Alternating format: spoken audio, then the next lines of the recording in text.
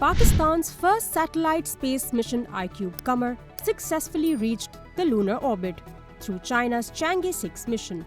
Once deployed, the satellite's subsystems will be thoroughly reviewed. Experts estimate that it will take around a week to verify all systems before the imaging system is operational, with the first images of the moon expected by May 15th or 16th. Former caretaker Premier Anwarul Haq Kakar dismissed the wheat scandal as a media-driven spectacle, calling accusations against his administration a baseless witch hunt. He insisted that the claims lacked concrete evidence and were a product of media sensationalism. Kakar urged the public to critically assess the allegations. Crown Prince Mohammed bin Salman is set to visit Pakistan this month to finalize trade deals under negotiation between Islamabad and Riyadh. Though the exact dates are unconfirmed, media reports suggest the visit will likely occur between May 10th to 15th. Lahore's GPO Chowk turned into a battleground as police clashed with lawyers attempting to enter the Lahore High Court during a protest. Riot police used tear gas, water cannons and batons to disperse the lawyers who were demanding the dismissal of a terror case and opposing the relocation of a court. Dozens were injured or arrested while negotiations between the groups failed. Punjab CM Maryam Nawaz urged restraint from both sides to ensure public safety. The US State Department stressed the importance of securing all prisoners in Pakistan, including former PM Imran Khan. Spokesperson Matthew Miller confirmed that Ambassador Donald Blome met with PTI leaders, including opposition leader Umar Ayub Khan, to discuss bilateral ties and continued US economic support.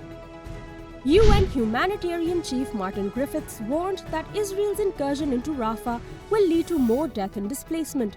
He noted over 1 million people remain in Rafah, including 600,000 children, and Israel's closure of the Rafah crossing has blocked aid and staff movement. Pro-Palestine demonstrators at the University of California, Berkeley held a rally on Tuesday to protest Israel's rejection of a ceasefire with Hamas. In Cairo, delegations from Hamas, Israel, the US, Egypt and Qatar resumed ceasefire negotiations with positive responses.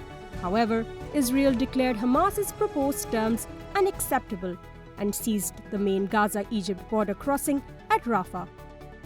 Rapper Macklemore previewed his upcoming song Hind's Hall, dedicated to Palestine and student protesters demanding a Gaza ceasefire. Named after the renaming of Columbia University's Hamilton Hall in honor of Hind Rajab, a 6-year-old killed in Gaza, the track echoes students' calls for an end to the Israeli occupation.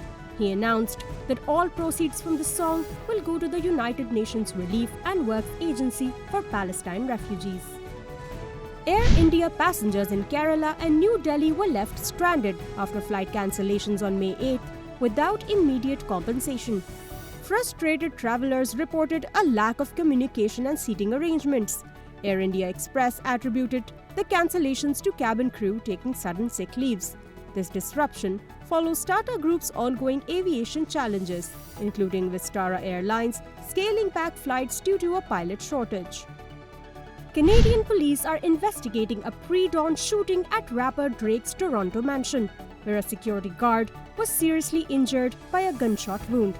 The attack occurred at 2:09 a.m. outside the gates, captured on unreleased security footage.